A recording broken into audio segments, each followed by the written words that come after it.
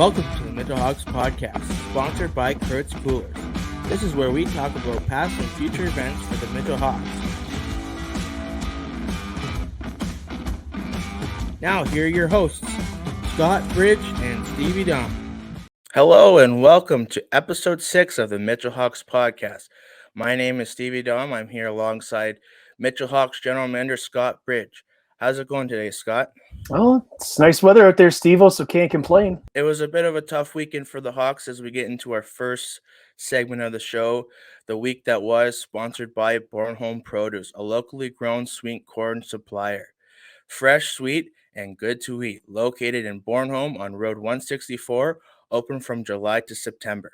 This past week, the Hawks opened their second round series against the Hanover Barons, playing their first 3 games of a 7-game series. Game 1 was Wednesday night in Mitchell at 8:30.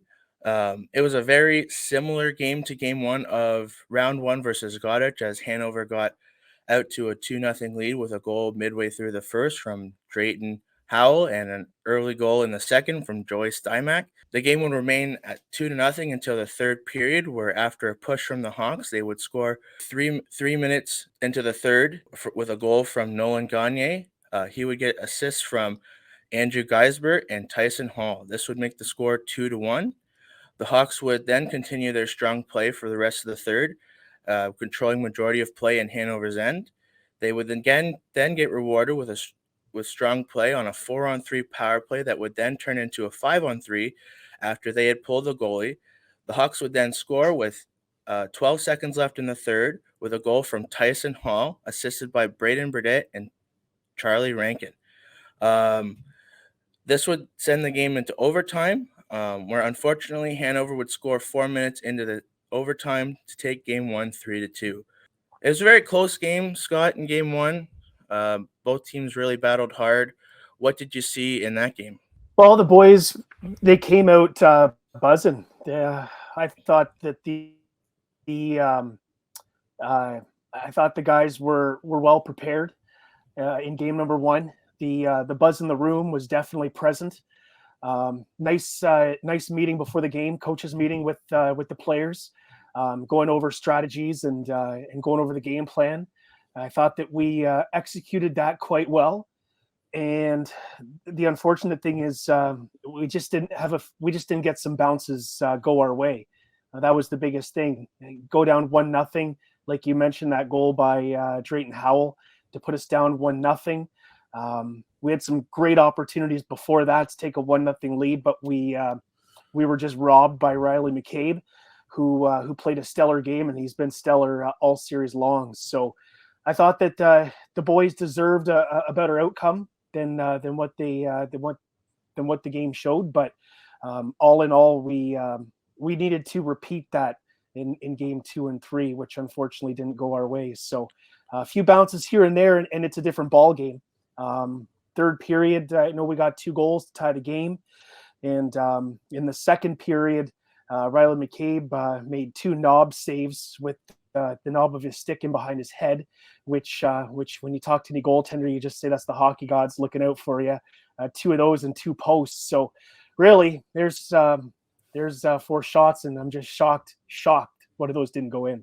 Yeah, and it was Josh Jacklin in net for Mitchell and Riley McCabe, as mentioned before, for Hanover.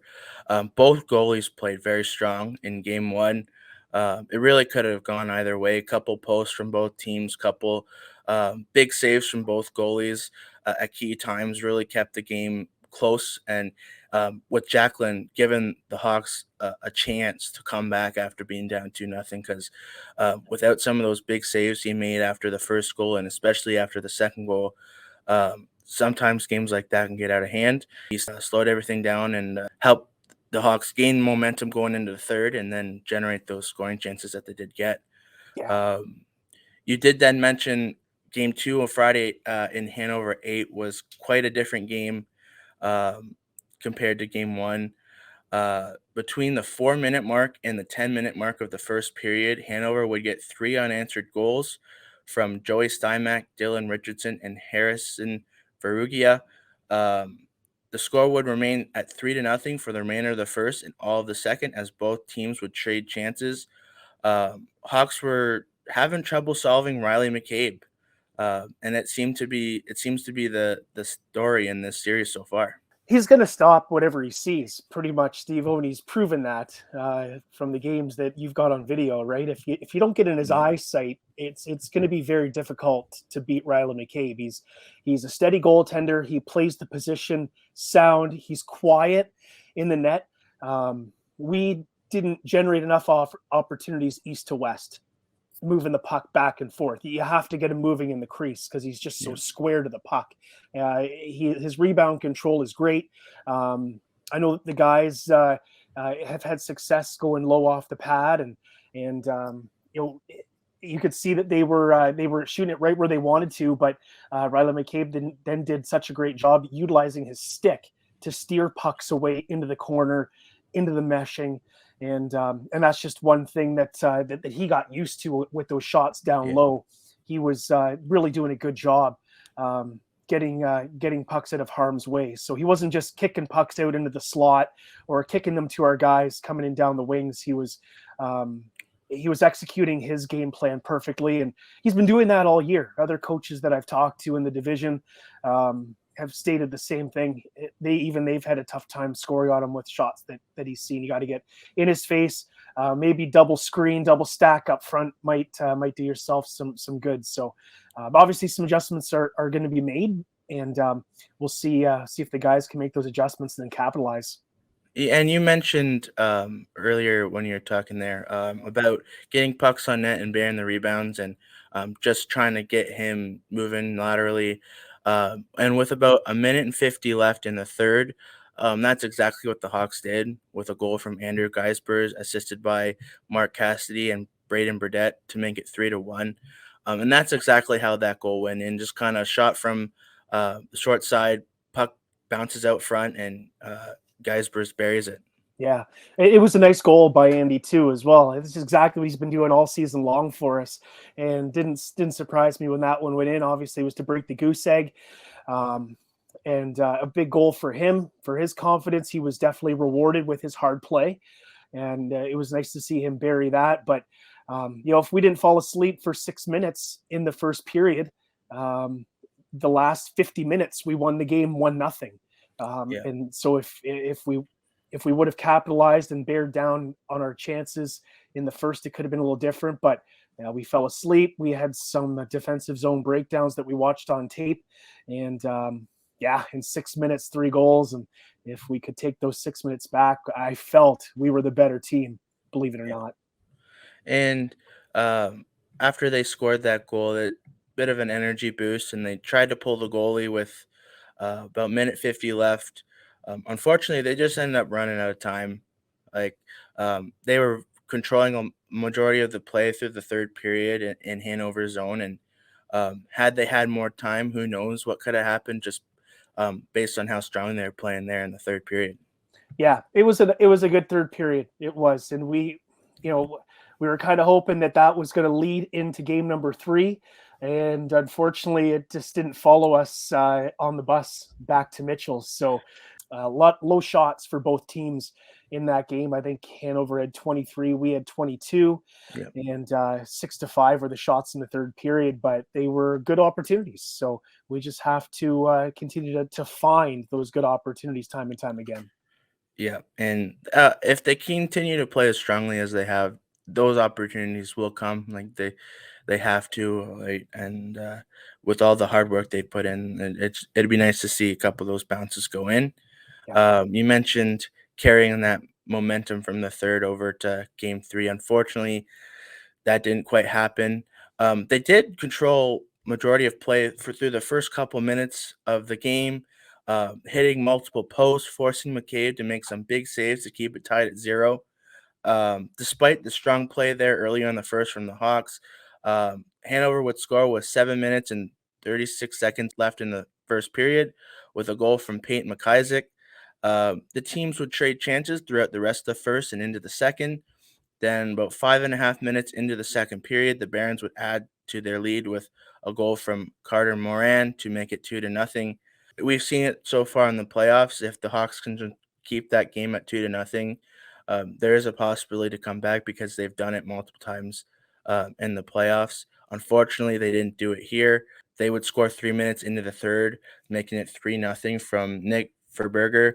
And despite the fact that it was 3-0, it was a very close game play wise. Yeah, it was that first period was very tight. There was a power play goal in the first period as well Yeah, that put Hanover on the board 1-0, and then we just couldn't seem to get our feet going on the power play. And Hanover did a great job keeping us to the outside. Obviously, McCabe did a good job making that first save and not spitting out a rebound, doing a good job gobbling the puck up.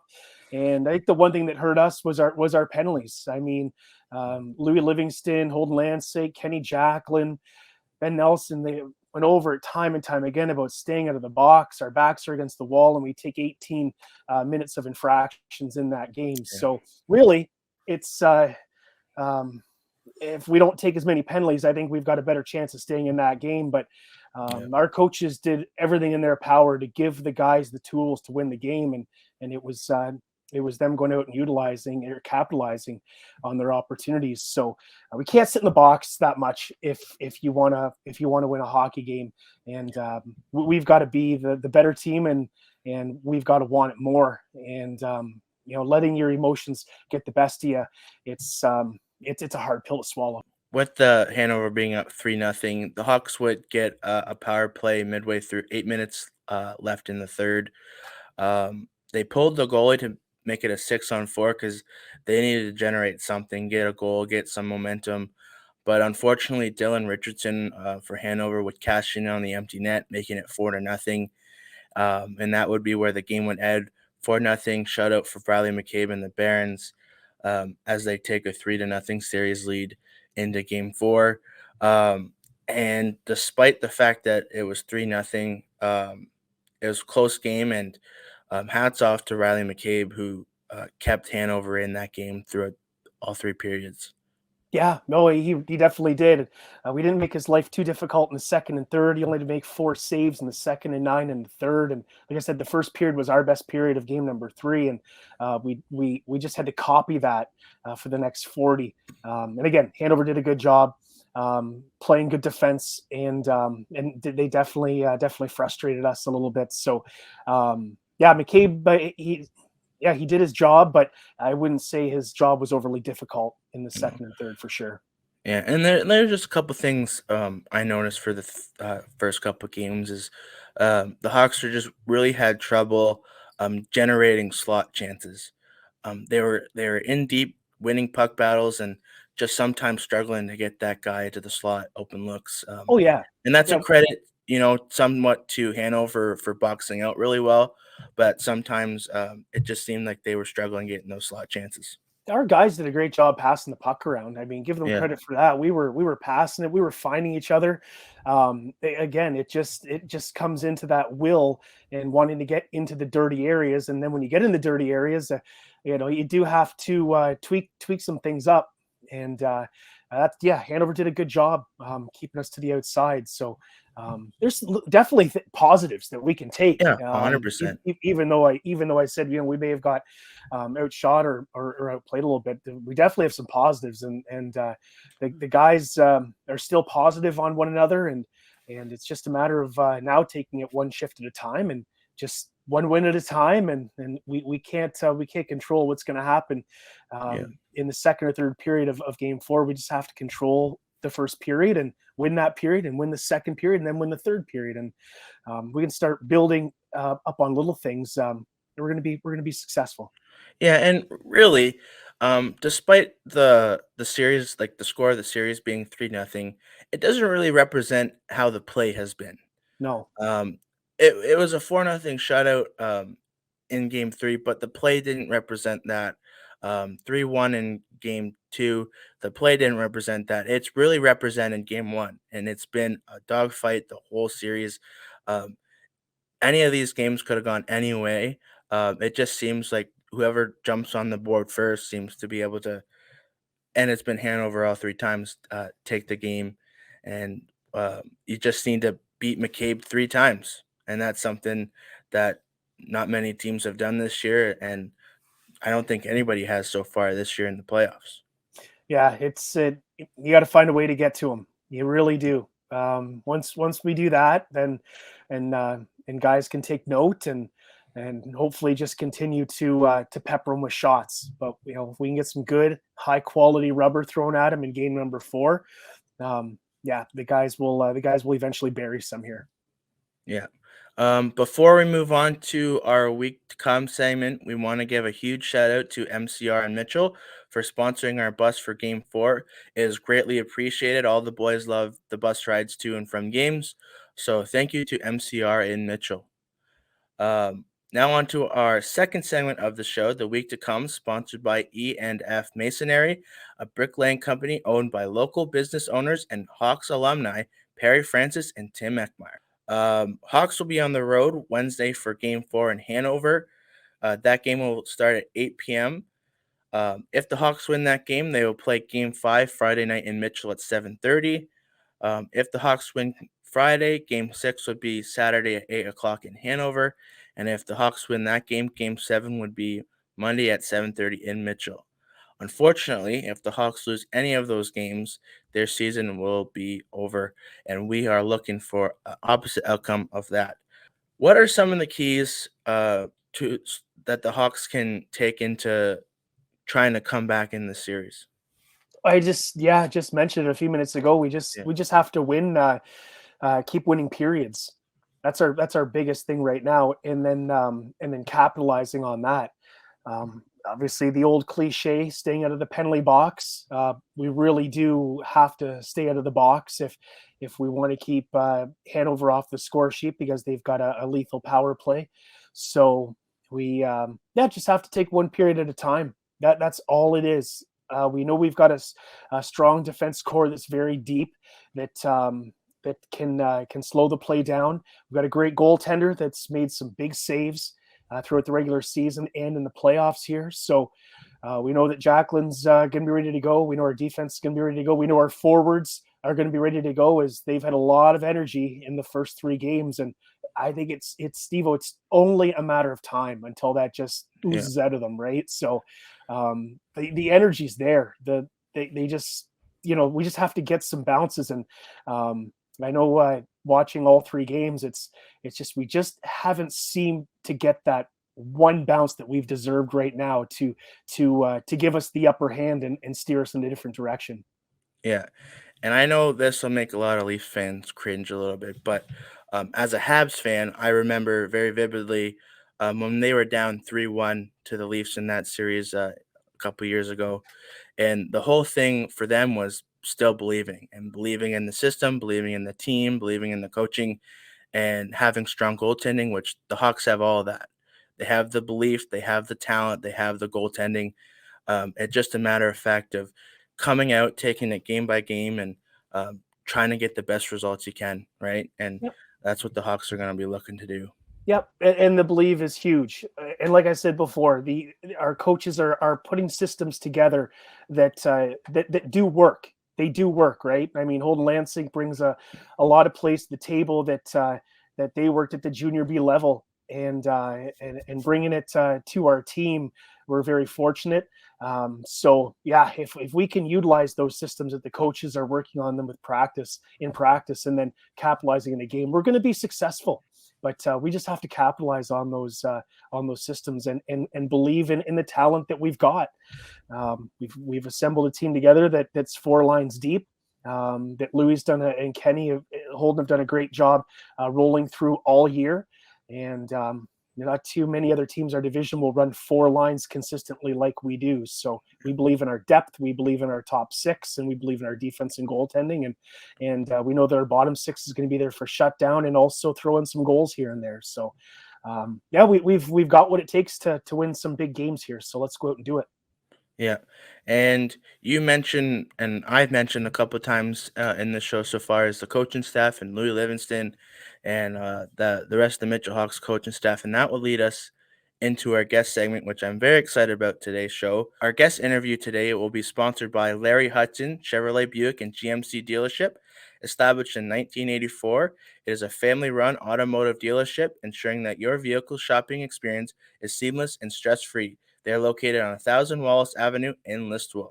Our guest on today's show is Mitchell Hawks head coach Louie Livingston. Louie has coached the Hawks for 2 seasons. Last season, when he led the Hawks to a Pollock Division title, and this season, where he and the rest of Mitchell Hawks coaching staff won Coach of the Year as well as Coaching Staff of the Year, and is looking to help the Mitchell Hawks claw back into the series against the Hanover Barons. Welcome to the show, Louie Livingston. Thank you very much. Hey, Lou. Louie, how are you? Yeah, we're doing great. How are you doing? I'm fine, thanks. As mentioned before, this is your second year at coaching the Mitchell Hawks. What has been your experience like so far as a Hawk? Well, it's been a pleasure to coach the Hawks, and as you said, winning last year, that championship just made it that much better. The executive, the management team, the coaches, the players, the fans, they've just all accepted me and in the community, and that's all that matters. You got to hope everybody gets along. You try to do the right things.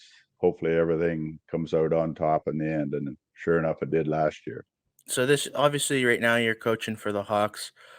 Did you coach anywhere else in at the junior level before you coached the Hawks? Well, I started off. I did coach with the Wingham Ironmen for a few years. I went to Hanover for a little bit, and then I was an assistant coach with the Listowel Cyclones for a few years. So that all helps for experience, what you need to do to carry on to coaching. You try to learn as much as you can as you go from team to team. And that's exactly, you did learn from past teams and what makes them successful. Do you have any stories or memories from your time with either the Ironman or the Cyclones or any of your other coaching experiences that come to mind when you think about coaching for them? Well, I have uh, some stories that winning in 2003, '04 with the Wingham Ironman team. I was very fortunate to have a good bunch of guys. That year, we went through on a long run, and we got to go to the All Ontario Finals, which is really great. Um, that's when CKNX started doing the play-by-play, and Billy Brown started going down to the games, and those memories like that, they last forever. 2013-14, again, we got on a big run, and we got put out by Essex, but those long bus rides, they're just, you just never forget those things.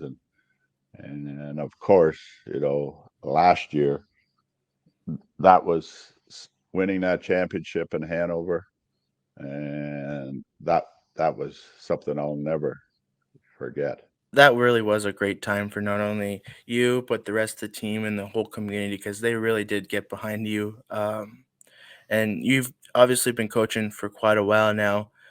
What originally got you into coaching? I think the first time I started coaching was my daughter Ainsley, and she was playing ringette, and I started that. And truthfully, 44 years ago, I won a silver stick with the juveniles here in Listowel. Um, I've won a couple All Ontario Juvenile Championships helping out coaching. And, those years, it just helps you. I just love coaching. I love everybody around you. You just learn so much from everybody else. You've mentioned already a couple of times because it was such a important moment. Last year, you led your team to the Pollock Division title. Um, what was that experience like being around that specific team with a lot of those players, especially after that all that time off from COVID? What was it like coming back from COVID and um, winning that Pollock Division and the whole storyline that was around that team? I was just so very fortunate to be asked to coach that team. That team was so close. They hung around together. They were just a great mix of guys that really wanted to win, and they had that winning in their blood that they were going to do it. And winning that last game in Hanover, the bus ride home and the party after, that's something that you can never forget. You can never bring back the memories like that, how good that tasted. And I just wish that, you want that to happen every year for every team, and for the younger guys on the team to feel that. That's just it's something that you cannot relive. Really, at the junior level and the junior C level, it really is all about the memories you make, and none will be bigger for some of those players than um, that time playing for the Hawks. Um, Other than you mentioned Hanover and the bus ride home and the parties, was there any memories before you guys ended up winning it that really stuck out to you, or any memories during? From that last year, you know, Good Friday could have been any better to win on a Good Friday in Mitchell. To lose that game in overtime, that was a heartbreak. And losing her captain on for a shoulder injury, that it looked bad for us for a Saturday night game in Hanover. And I remember I got a call from Malcolm McLeod on a Saturday morning saying, I can play tonight. I'm going to play. And I said, how can you do that? Because your arm was in a sling the night before. He said, just don't worry, I'm playing. And for him to be there at that game, and for the rest of the players, that just brought that team right to the top. And also when he scored that goal in the second period to make it 4-0, that was just that was the icing on the cake for that team. So, those memories like that, that's what you love. That's Yeah, what hockey's all about. yeah. And like, just for an example, my grandfather played on the 72, 70 or 73, 74 team that went all the way to the LMHA finals. And though him and like any of the players on that team, those memories are what that keep that team alive. And that's just, they continue to tell those stories because that time was so important to them. And um, it'll be the same thing for all those players from last year. And it's great to hear some of the stories that you have, and they're very cool to listen to. And I'm just grateful to be a part of this podcast where you could tell them. That 2013-14 Wingham Ironman team. That was my first opportunity to ride uh, the bus with the Ironman Lou, as I was with the CKNX team, and up to Penetang for round one, and then Essex for round two. You touched on it there. Those That was a long trip down to Essex, and those can be some late nights getting home at 3:30 in the morning, when you get 3 or 4 hours of sleep. How'd you keep it all together with being on top of your game with coaching, and just with so much going on and the lack of sleep? Well, that's something you go on very little sleep because sometimes you just don't sleep too much after a game, or you think about it the next day, what you have to do for the next game, and that it's always it's always in the back of your mind. And um, I guess you do think of those long bus rides. You have time to. It's good, but it wears on you. But I think you just have the players to rely on. You have them to talk to, how they're going through it, how they're coping. That that's what you get your strength from. And I think it just starts building. You win the league, and then that was a great run in Penetang, and they were a really good team. And just for the community, just like Mitchell last year, when you see the fans in the stands, that they love it, they get behind you, that's what keeps you going. That's what motivates the coaches, the players, and that's what they just dwell on. That they love that, and that's what it's all about. You mentioned there um, relying on the players and communicating with the players. A few episodes ago, we had the current Mitchell Hawks captain, Mark Cassidy, and we asked him what it was like playing under you. And he said he's never had a coach as open with communication and communicating with his players about game plans or what he's thinking. Was that something that was always part of your coaching style, or is that something you adapted over time? Where did that come from? Well, I've always had an open door, that I love to talk to players, and I've always said, no matter what, if you want to talk, you come and talk and I'll give you a straight answer. I think communication is the biggest thing you got to have with players. You got to be able to say, you're not playing tonight, and you got to tell them why. And hopefully they realize it, and hopefully they're a better player for it. But being truthful, being honest, and that's what it's all about. And that's why I love, you know, you see hockey players from past teams. You see them at the rinks. You see them at the golf course. They come up and talk, and that's what it's all about. Because I always want to talk, and I'll talk to them, and they always come and see me, and that's the good part about it, being open with everybody. You gotta, they're your friends. You treat them like sons, and you want the respect back. Yeah, it's unreal, Lou. Every road game this year, I've honestly lost track of how many times when I'm leaning up against the wall, someone will come up and say, when Lou comes out of the dressing room, can you tell him I want to say hi? Or yeah, so then I make small talk with them. So who are you? Well, Lou coached me back in 2008 or 2003 or 2009, or even, well, my son played for Lou, and or my and I'm his mom. We used to chat all the time, and it's unreal. Everywhere we go, people are asking for you, and so I know you've got a lot of respect around the league, and you have made a lot of memories with a lot of guys, hockey players here over the years that are great memories. It's a little story I have. When I used to play in Milverton, I used to play with Barry Dietz and Bill Quip. And now I'm coaching their grandsons. And that's when you've been in the business, maybe sometimes too long, but that's, I see them and then I see their grandsons, and that's makes it so much nicer to see that. And I've been lucky to, a few generations or come through and be able to come back and get recycled. And I just want to thank everybody for giving me the opportunity to do that, because not everybody gets to coach in good places that I have, and I really appreciate that. Well, you definitely Uh, deserve it, Lou. That's for sure. yeah, and you're a great coach, honestly.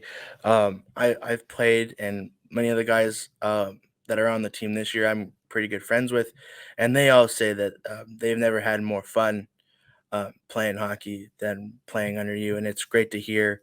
Um, Especially the Dietz boys, like I've known them my whole life.